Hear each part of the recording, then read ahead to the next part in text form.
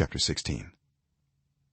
One day Samson went to Gaza, where he saw a prostitute. He went in to spend the night with her. The people of Gaza were told, "Samson is here." So they surrounded the place and lay in wait for him all night at the city gate. They made no move during the night, saying, "At dawn we'll kill him." But Samson lay there only until the middle of the night. Then he got up and took hold of the doors of the city gate, together with the two posts, and tore them loose, bar and all.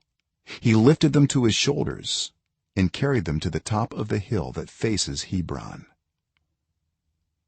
Some time later he fell in love with a woman in the Valley of Sorek, whose name was Delilah. The rulers of the Philistines went to her and said, "See if you can lure him into showing you the secret of his great strength and how we can overpower him, so we may tie him up and subdue him. Each one of us will give you 1,100 shekels of silver." So Delilah said to Samson, "Tell me the secret of your great strength and how you can be tied up and subdued." Samson answered her, "If anyone ties me with 7 fresh bowstrings that have not been dried, I'll become as weak as any other man." Then the rulers of the Philistines brought her 7 fresh bowstrings that had not been dried, and she tied him with them. With men hidden in the room, she called to him, "Samson, the Philistines are upon you." But he snapped the bowstrings as easily as a piece of string snaps when it comes close to a flame.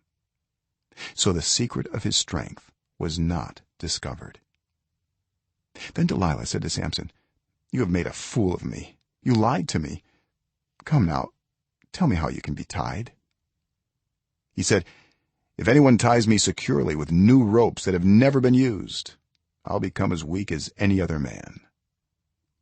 So Delilah took new ropes and tied him with them. Then, with men hidden in the room, she called to him, "Samson, the Philistines are upon you." But he snapped the ropes off his arms as if they were threads.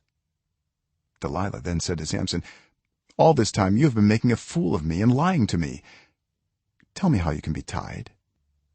He replied, "If you weave the 7 braids of my head into the fabric on the loom and tighten it with the pin, I'll become as weak as any other man." So while he was sleeping, Delilah took the 7 braids of his head, wove them into the fabric, and tightened it with the pin. Again she called to him, "Samson, the Philistines are upon you." He awoke from his sleep and pulled up the pin and the loom with the fabric.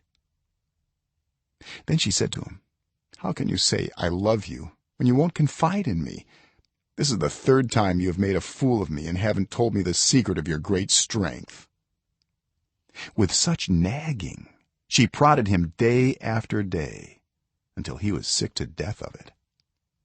So he told her everything. "No razor has ever been used on my head," he said, "because I have been a Nazirite dedicated to God from my mother's womb.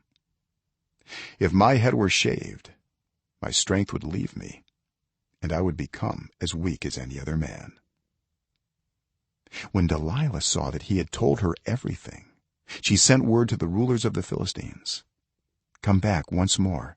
He has told me everything." So the rulers of the Philistines returned with the silver in their hands.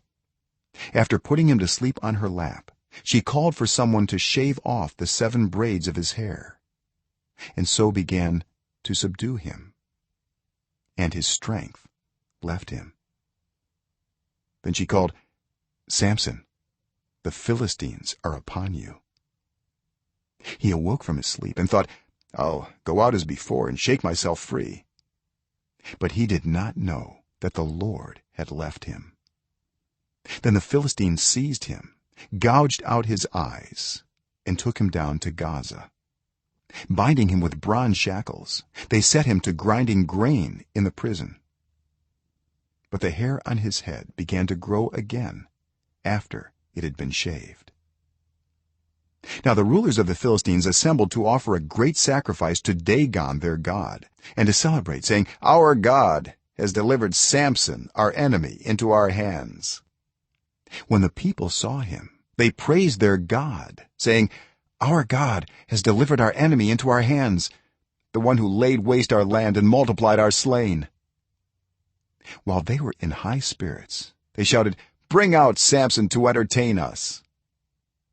So they called Samson out of the prison, and he performed for them. When they stood him among the pillars, Samson said to the servant who held his hand, "Put me where I can feel the pillars that support the temple, so that I may lean against them." Now the temple was crowded with men and women.